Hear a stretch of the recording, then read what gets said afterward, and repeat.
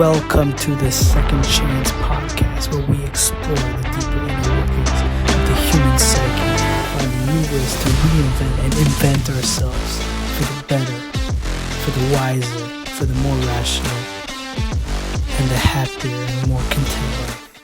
Trend and conversation and ideas that I would like to highlight at the moment. A trend that consists of viewpoints on certain issues, specifically with the issue of the view of the West on the Russian debacle, and the two opposing sides, one giving credence to the validation of the destitute Russia, which wanted just to be heard, and the other voice giving authority to the American system or the West as a whole to being the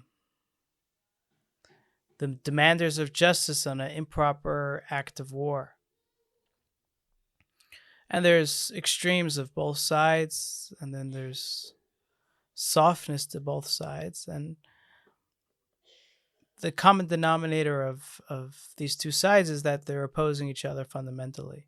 And I think that would give fair judgment to the analysis of the surrounding ideas of this situation. And in fact, you could generalize every set of ideas to two opposing sides, one with the shadow and one with the light, and then we are to determine what is the shadow and what is the light. We can't have such a discussion without discussing power, because power how we understand and how we determine power and how we appropriately moralize power will be the outcome of which side we pick.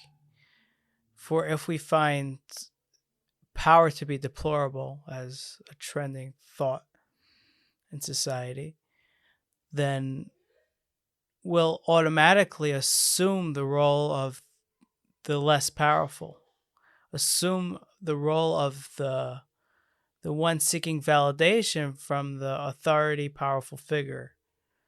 And I think we all can agree that the United States and the West is more powerful than Russia and Europe in general. Economically, politically, culturally, there's still a subservient nature of the world towards America, towards the United States, although they won't last forever, and we see a decline in that change, and it will happen no matter maybe a decade, 2 decades, or if technological advances allow it to happen faster, or there's a revolution of sorts. So automatically viewing power as deplorable will give you the openness to see it from the Russian. We'll see it from an understanding of the Russian requirements and their needs, being not compassionate but somewhat open to how we've hurt them in our power to be. Now, there is also the element of the one less powerful than Russia, which is what Russia invaded, which is Ukraine. For in Ukraine, if you're going to view it as a power dynamic, then Ukraine is the lowest of the power totem pole. So therefore, they are the most virtuous, Russia being second and the West being third. Now, because you want to appreciate the subservient nature to power of Russia towards the United States, you might want to deem them as an understandable and almost honorary validation of, the NATO and the whatever the powers that they've been dealing with that were imposed on them. And in doing so, you don't validate the Ukrainian end of the power totem pole. So you're left with a dilemma for those in that camp, that you want to honor the least powerful, which is Ukraine, but you also want to honor the middle of the power dynamic, which is Russia. And you can't do both because they are at war with each other, and you must pick one. So that's an interesting can of worms, actually, because really it comes to question, how far do you go with this deplorable view of power dynamics? For even in Ukraine, there's someone lower on the power totem pole, right? There's the low end part of that society, and then there's the cattle, but then there's the grass, which the cattle overpowers, and the grass, which overpowers the ground. And then you lead back to the ground. So anybody in the camp of finding power to be a detestable part of humanity will have to stop their protection of the oppressed versus the oppressor at some point. Is it at cattle? Is it at the grass? Or is it at the bedrock of the ground itself? So the reason that they must stop it is because their motive towards finding power to be so deplorable is not grounded in protecting the most oppressed possible ever, but rather to detest the most powerful. They're not focused on the most oppressed, but rather they're focused on the most powerful.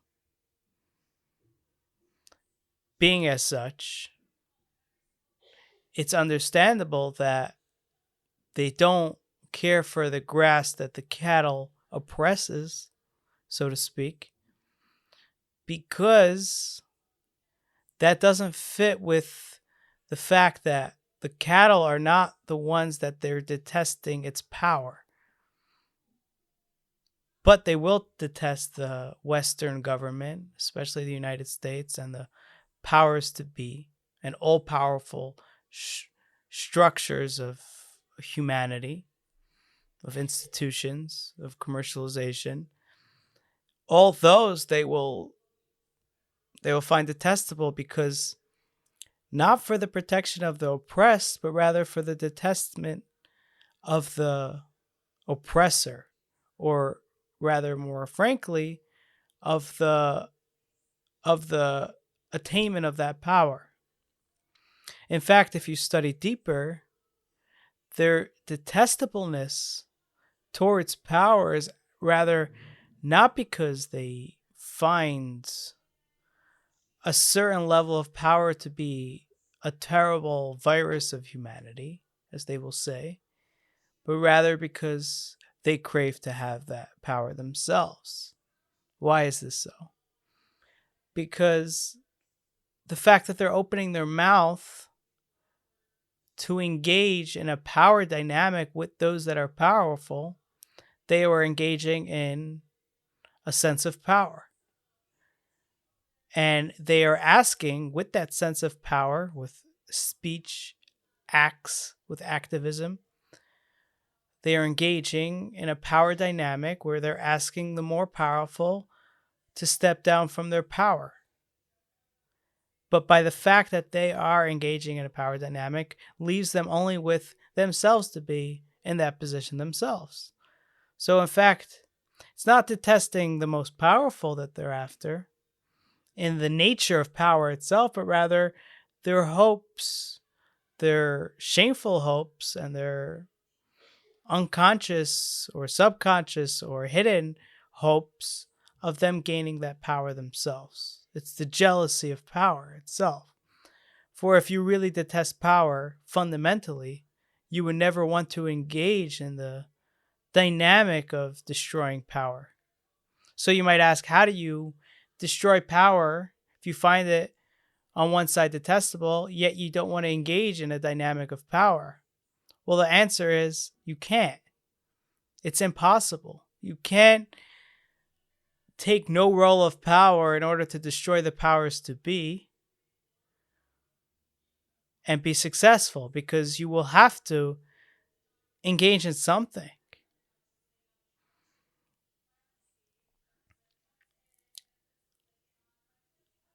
And the fact that we hate power itself is actually fundamentally a love of power. Hating that power is actually loving the power, because you are hating that gain. So you are attempting to be in a gain of position for hating, right? You're placing yourself above the position of status quo. And in doing so, you are hating taking positions. So the entire ideology of the entire ideal of detesting power, it itself is a form of power and cannot be derooted or separated from that core structure that it's bound to power. So let's bring this back to our discussion at hand. You have the Ukrainians in the bottom of the totem pole, the Russians in the middle, and the West on top. Now, if you are viewing it from detesting power, then you will have your opinion either to protect the Ukrainians or to protect the Russians from the most powerful of the West, which we all can agree on is the most powerful of those three. Now, the other side, the other camp will find the Russians' actions to be wrongful from an approach of a Western judgment on the Russians. Now, again, it's an outside judgment. We are judging another nation, what they're doing to another nation. We're making a judgment case. And in doing such a judgment case, we are placing ourselves within the situation as if we are a member of either the Ukrainian defense or of the inner Russian circle. Because we can't make an outside judgment if we're not aware of the experience at hand. But yet none of us, or at least many of us, have not been in that dynamic of either the Ukrainian defense or the Russian offense. So our judgment is flawed by its distance from the said situation. Now, that being said, the counter argument, what we're not going to make a judgment on anything that we're not deeply connected to. Well, first you can make a judgment on what you are connected to. The West can make a judgment on the components that actually affect the West. Another discussion would be if there's absolutely no connection, but usually we only find wars or questions of judgment in the world based on things that we are connected to. There are many wars happening in the world at the moment. Small, tribal. We don't glance twice at those because there's nothing relevant to us in them, and that's okay. We don't have to make everything relevant to us all the time. But this is relevant. So a better judgment for the camp that wants to make judgments, that craves the need to make judgments, should discuss what actually is affecting them. So if you find that Ukraine is attempting to be Western like yourself and Russia's invading Ukraine, then you find it to be a symbolic attack on yourself. And that's a fear analysis that deserves judgment. So is Russia attacking me? And is it a problem? Am I a problem that the Russians are righteous and attacking? Or am I taking on an attack that's unrighteous and unjust? Now, there's a third option, which is I can be just caring for my own safety. Not in a realm of right and wrong, but if somebody attacks you, you just attack them and you defend yourself as best as you can, because you have it's not just a right, you have the deepest tendency to care for yourself first. And that's not just, it's the nature, the fabric of the human being, and we shouldn't ignore that. So there's no need for judgment. If somebody attacks you, you're not judging them by attacking them. You are defending your soul and your body from the offense. So now you have the two camps. One camp that will critique the West. And I've said one dynamic of that is a hatred of power. Now let's develop another component that will lead us to critique the West. One is righteous critique, where we know the right and wrongs. We've already taken into account the fact that we are getting attacked symbolically. We've already taken into account rights and wrongs in our analysis and judgments. Once we've done that, now we are ready for healthy critique. Sort of like a king who has of some of his subjects that rebelled, and then he squashed the rebellion. And then once he's taken the proper precautions, he sat back in his throne and analyzed and said, how could have I done better that this rebellion would never have started? So that's a healthy critique. And I find small to be in this camp, but there are that are critiquing the West not out of shame, but rather out of possibility of growing and developing even further.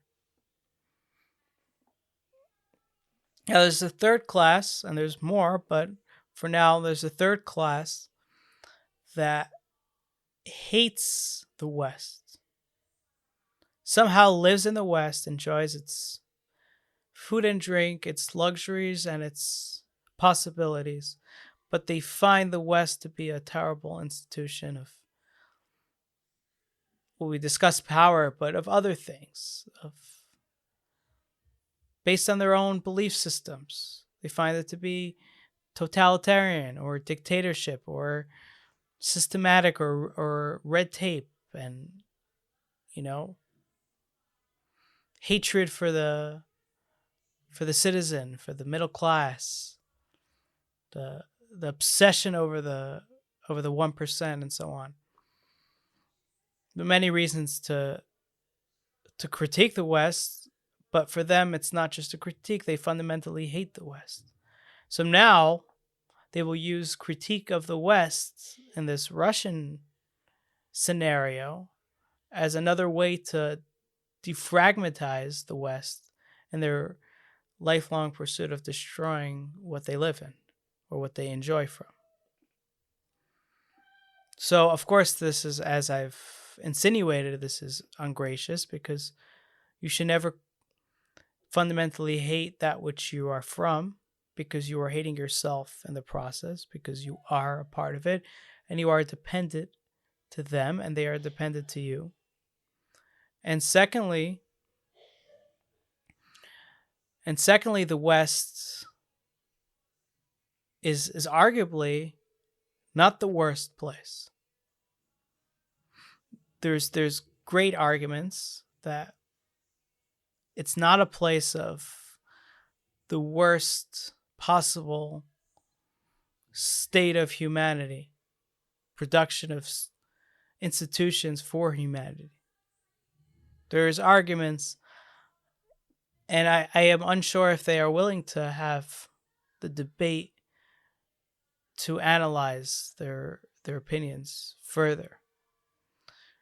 Now, there's a fourth class that will critique the West. And they, well, let's leave that out for now. But so you have the three classes that critique the West.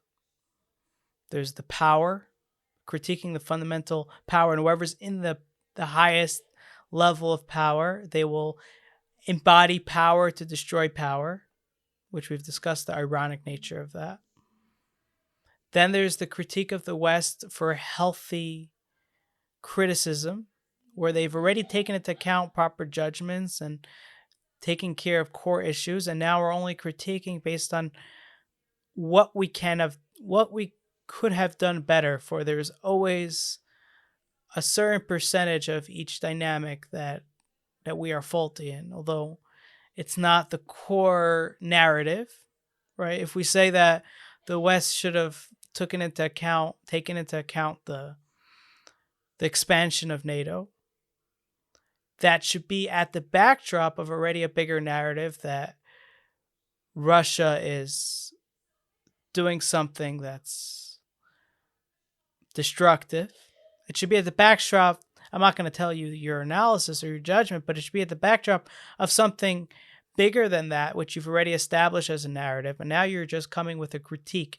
And this critique shall not be a new narrative. Well, the expansion of NATO can be a 5% part of that narrative, but it shouldn't be the whole narrative, because we never look at anything in life like that. Somebody comes over to you and slaps you. We never say, well, the fact that I chose this side of the sidewalk versus the other could have produced this slap. That's not just an unhealthy, but almost a psychotic approach to a scenario where the clear narrative is there's this person who was malevolent to you and wrong in their human interaction with you, and it's terrible.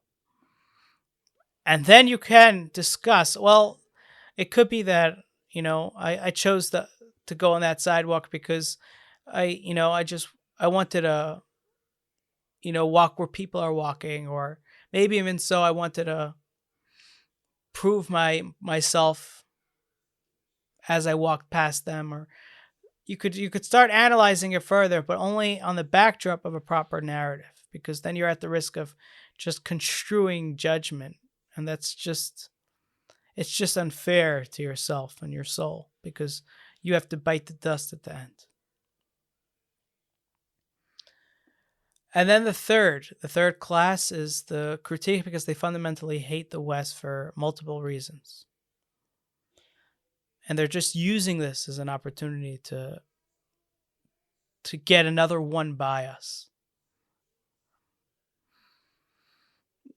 That's on the side of those who are critiquing the West. On the side of those that are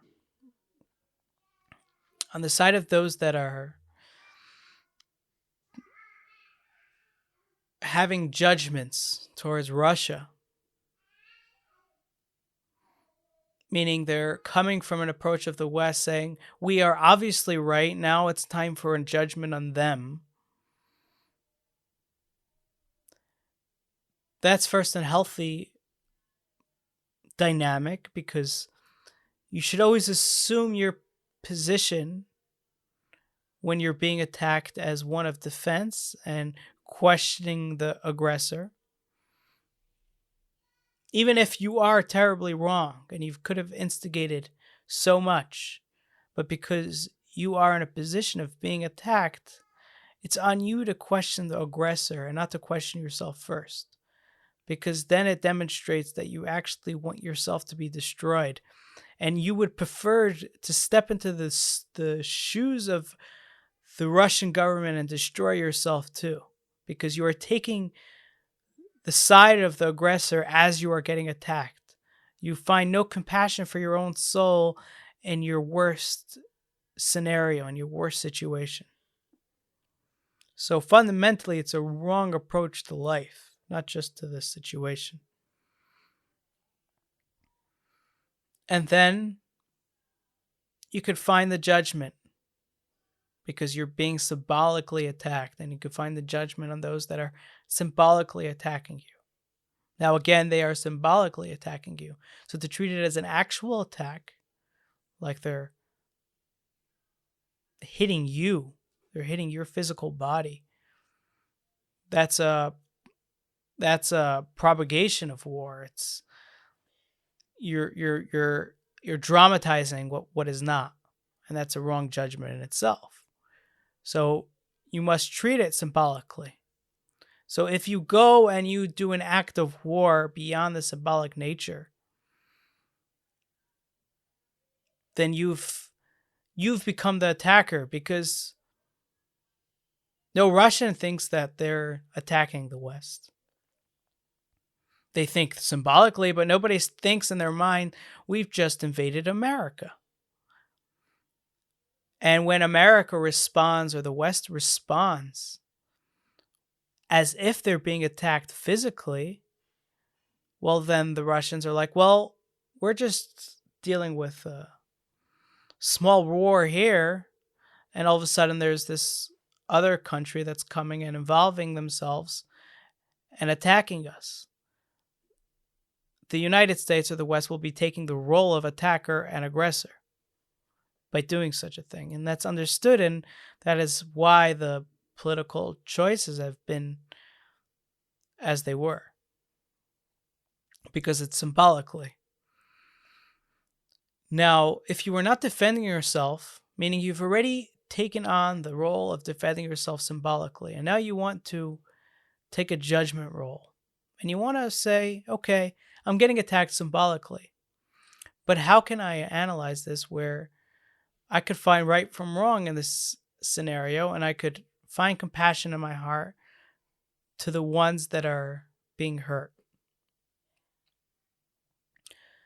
You could find compassion for the civilians in Ukraine. You could find compassion for the soldiers of Ukraine. Or you can find compassion for the soldiers of Russia. Even you could find compassion for the government of Russia. Now, you have choices to make in your compassion. Now, because you're being attacked symbolically, it would be strange for you to find compassion for the Russian government, because you would be deviating from yourself and your compassion for yourself for compassion for someone else. You were destroying yourself in order to have compassion for another. But removing all of that, if you want to have a pure judgment, then you can't be emotionally involved. But because the West is emotionally involved, symbolically, they are unable to have a pure judgment. Now, if I go to a country that doesn't identify as the West, doesn't feel obligated to be in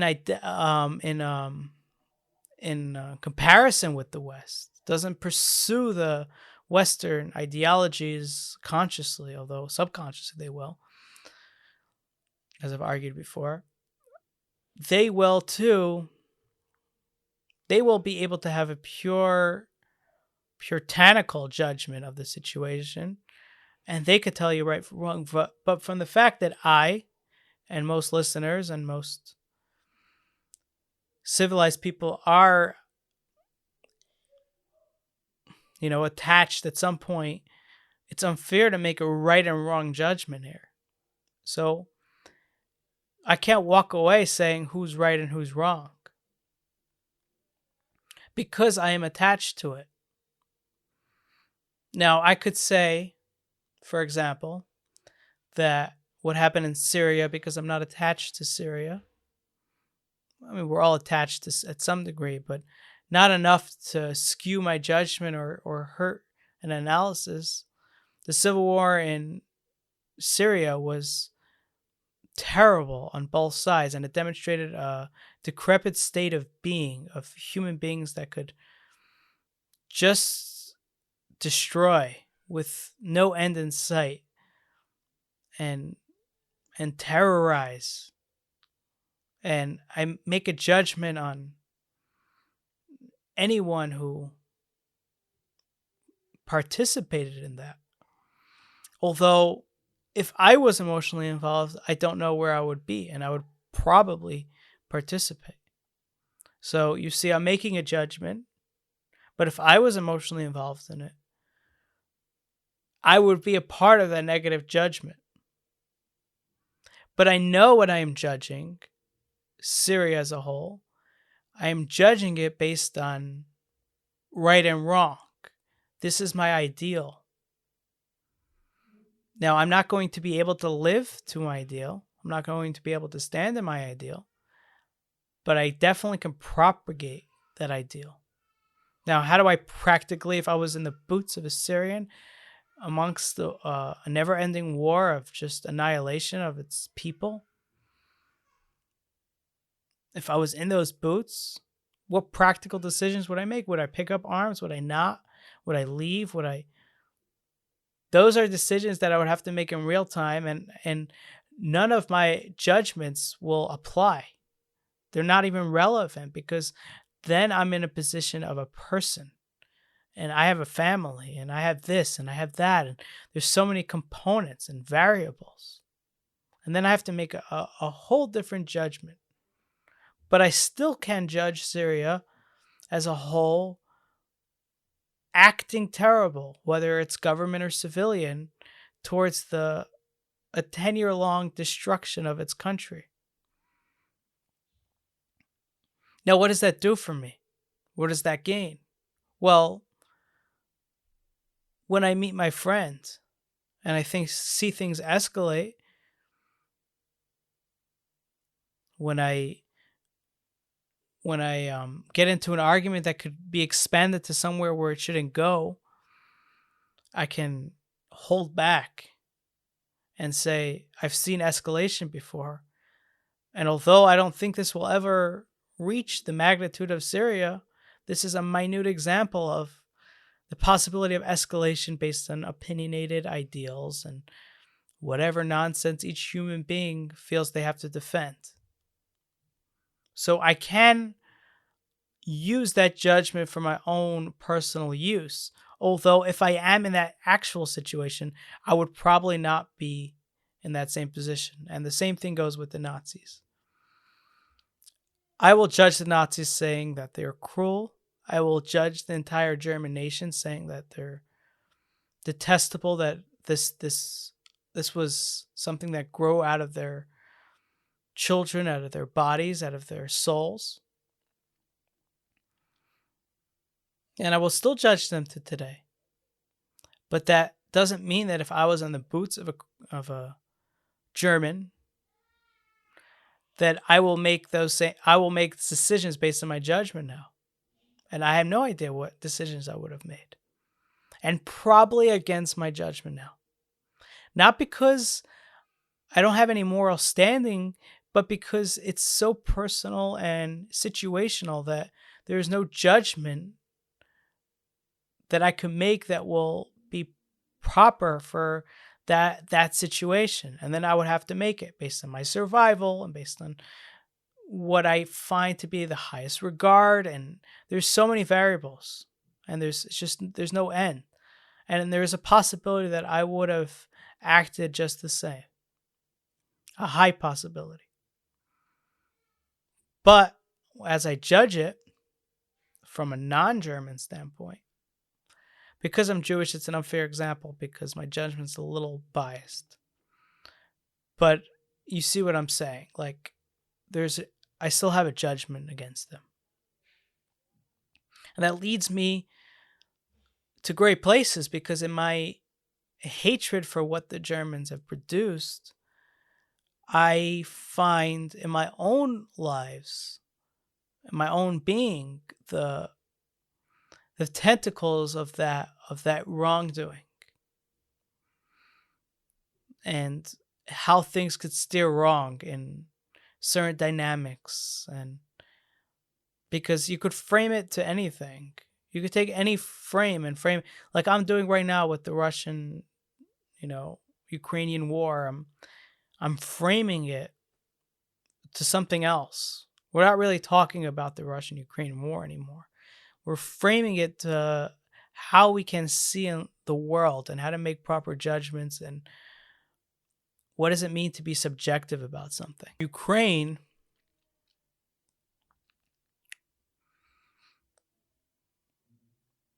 has civilians in it. Now, if I start watching videos where I see civilians in their most decrepit state, I will have compassion for them. That's true. But at the same time, I will still want to be in a critique of myself about what I've done or what the West has done to allow Russia to be as frustrated as they are, in a healthy way, of course, as I discussed before. So in me watching those videos and having compassion for the civilians, I am hurting my critique of myself. Because hypothetically, my critique is saying I have some causal role in this. Excuse me. I have some causal role in this. And in doing so, how could I have compassion for somebody that's destroyed if I've caused that? Well, am I wrong? And there's not a great argument to, like, I'm causing this. Percentagely, I'm causing this. I have a causal role. And these civilians are full of blood, lying on the floor. So I should have compassion for them, but I'm causing it. So why would I cause something that causes so much death? If I enter into the space of caring for the civilians too much, then at some point I'm going to have to say it's not me that's causing it, and the critique will go away, because I will never allow such destruction and mayhem to happen if I was causing it. So something's going wrong. So I'm not allowing for proper critique based on my compassion. But a small dosage of compassion is great.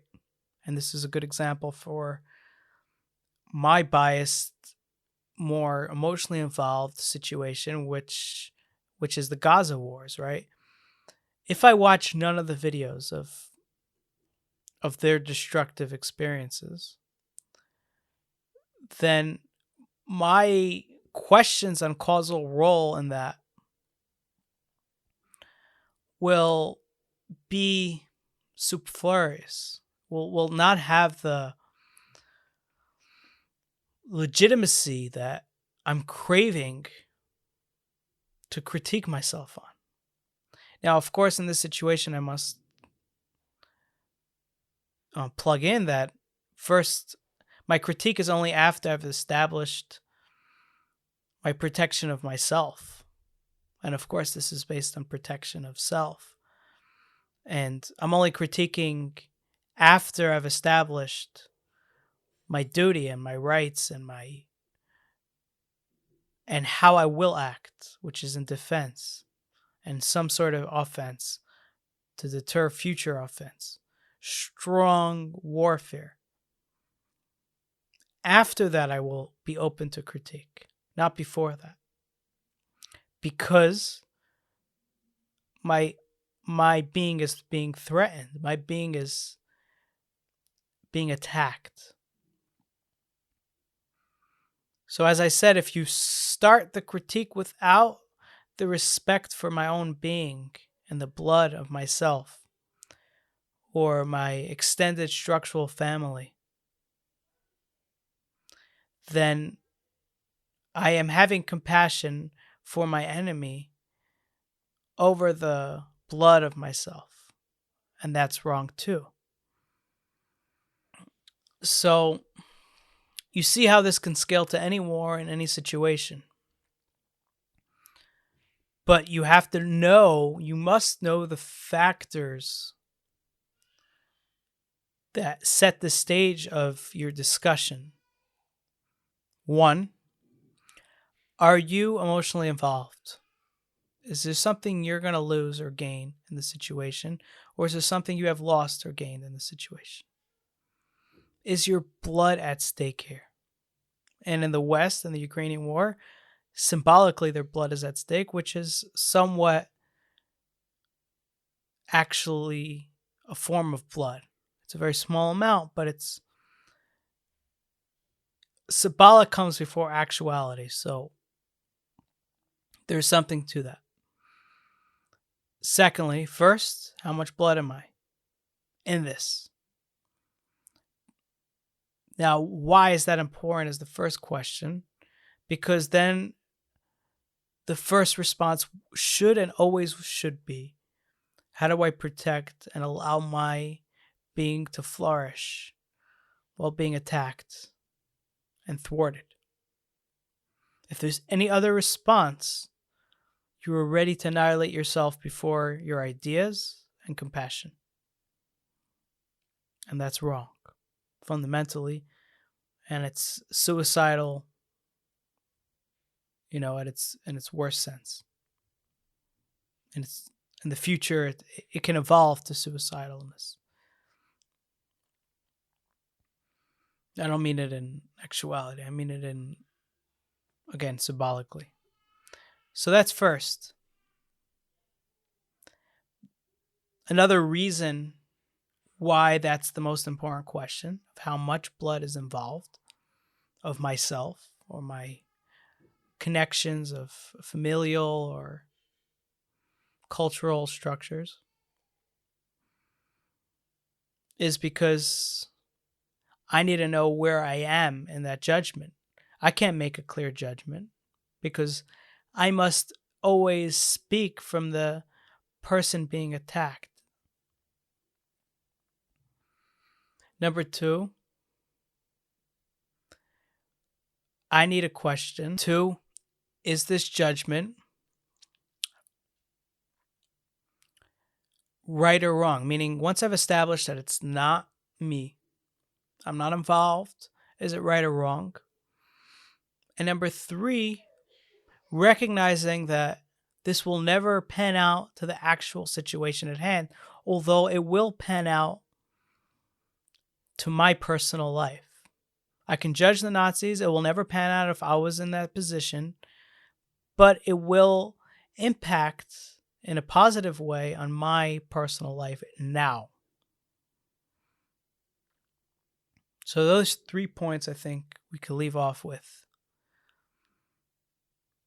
And getting the proper frame on any political or cultural issue is a great way to run up the intellectual and emotional development of our souls in this midst.